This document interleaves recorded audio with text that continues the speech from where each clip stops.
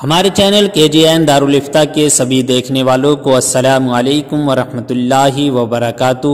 پیارے دوستو، آج کی ویڈیو میں بات کریں گے سورہ بقرہ کی آیت نمبر 107 اور 108 کے تعلق سے۔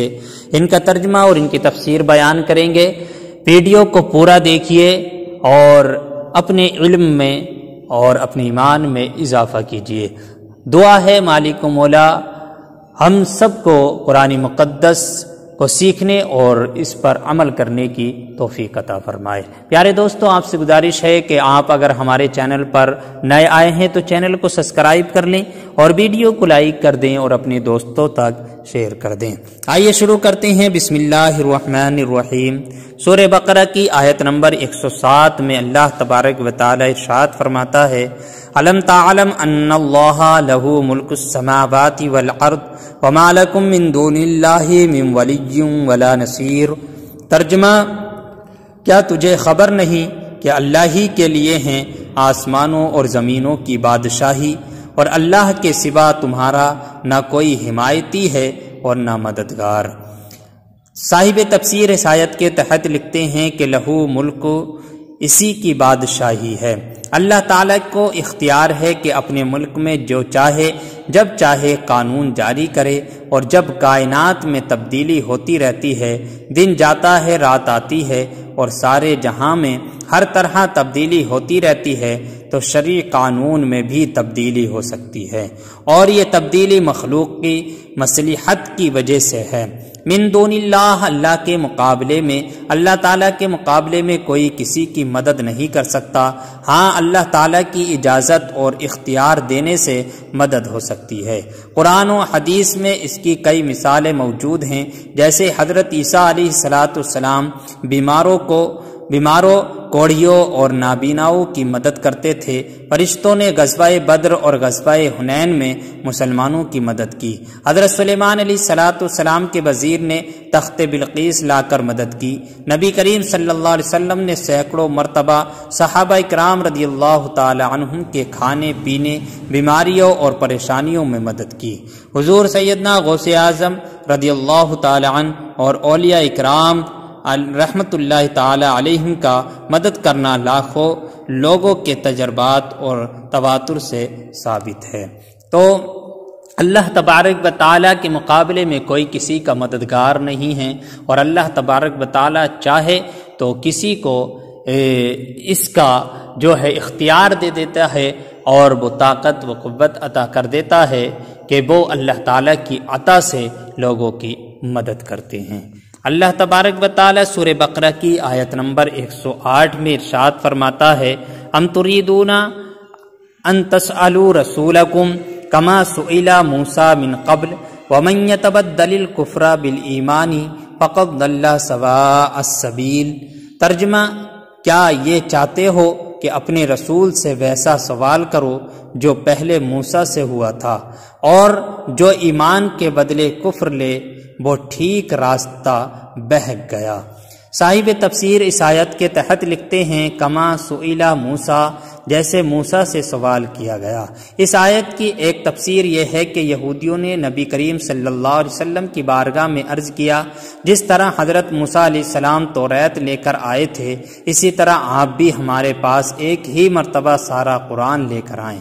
بعض نے یوں کہا کہ ہم آپ پر اس وقت تک ایمان نہیں لائیں گے جب تک کہ آپ اللہ تعالیٰ اور فرشتوں کو ہمارے سامنے نہیں لے آتے۔ ان کے سوالات کے جواب میں ان سے فرمایا گیا: کیا تم یہ چاہتے ہو کہ تم اپنے رسول محمد مصطفیٰ صلی اللہ تعالی علیہ وسلم سے ویسے ہی سوال کرو جیسے کہ محمد صلی اللہ علیہ وسلم سے پہلے حضرت موسیٰ علیہ السلام سے کیے گئے تھے؟ اے یہودیو، جب میرے حبیب صلی اللہ علیہ وسلم کی نبوت کا درست ہونا دلائل اور معجزات سے ثابت ہو چکا تو پھر ایسے لا یعنی سوال کیوں کر رہے ہو؟ اور اے ایمان والو، بے شک یہودی دھوکے باز اور تم سے حسد کرنے والے ہیں، اور ان کی تمنا یہ ہے کہ مسلمان کسی نہ کسی مشکل میں مبتلا ہوں، لہٰذا ان کی کوئی ایسی بات قبول نہ کرو جو بظاہر نصیحت لگ رہی ہو، اور یاد رکھو کہ جو ایمان کے بدلے کفر اختیار کر کر اپنے دین سے پھر گیا تو وہ سیدھے راستے سے بھٹک گیا۔ دوسری تفسیر اس آیت کی یہ ہے کہ کفار مکہ نے حضور پر نور صلی اللہ علیہ وسلم کی خدمت میں عرض کیا کہ آپ سارا قرآن ایک ہی مرتبہ لے آئیں۔ کسی نے کہا کہ اللہ تعالیٰ اور فرشتے ہمارے سامنے اعلانیہ آ جائیں، کسی نے کہا کہ کوہ صفا کو سونے کا بنا دیں۔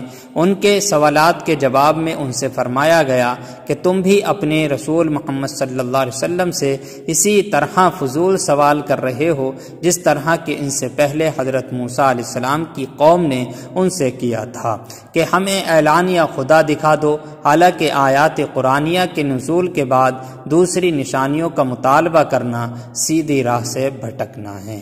صحیح مقاصد کے بغیر سوال کرنا منع ہے۔ اس آیت سے معلوم ہوا کہ کسی صحیح مقصد کے بغیر سوال کرنا منع ہے۔ نیاز فضول سوال کرنا بھی ممنوع ہے، لہذا عوام الناس کو چاہیے کہ اس بات کو پیش نظر رکھیں کہ علماء اور مفتیان اکرام سے وہی سوال کیے جائیں جن کی حاجت ہو۔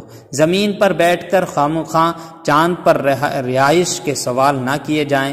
بعض لوگ علماء کو پریشان کرنے یا ان کا امتحان لینے یا ان کی لا علمی ظاہر کرنے کے لیے سوال کرتے ہیں، یہ سب ناجائز ہے۔ حضرت ابو ہریرہ رضی اللہ تعالی عنہ سے روایت ہے، سرکار دو عالم صلی اللہ علیہ وسلم نے ارشاد فرمایا، میں تمہیں جس کام سے منع کروں اس سے رک جاؤ، اور جس کام کا حکم دوں اسے اپنی طاقت کے مطابق کرو۔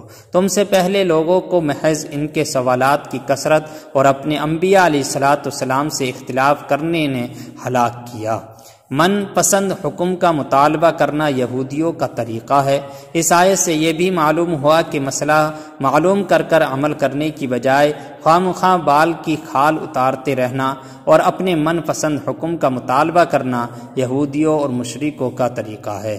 ہمارے معاشرے میں بھی لوگوں کی ایک تعداد ایسی ہے جن کی یہ خواہش ہوتی ہے کہ معاملات یا عبادات میں جو صورت انہیں درپیش ہے اس میں جو ہے وہ فتویٰ ان کی مرضی اور پسند کے آئین مطابق ملے، اور اگر انہیں کہیں سے کوئی ایک ایسی دلیل مل جاتی ہے جو ان کے مقصد اور مفاد کو پورا کر رہی ہوتی ہے تو وہ اسی پر اڑ جاتے ہیں، اگرچہ اس کے خلاف ہزاروں دلائل موجود ہوں، لیکن وہ چونکہ ان کی مراد کے خلاف ہوتی ہے اس لیے انہیں قبول کرنے پر تیار نہیں ہوتے، اور ان کے بارے میں طرح طرح کی الٹی سیدھی تعبیلیں پیش کرنا شروع کر دیتے ہیں۔ اللہ تعالیٰ ایسے لوگوں کو ہدایت عطا فرمائے۔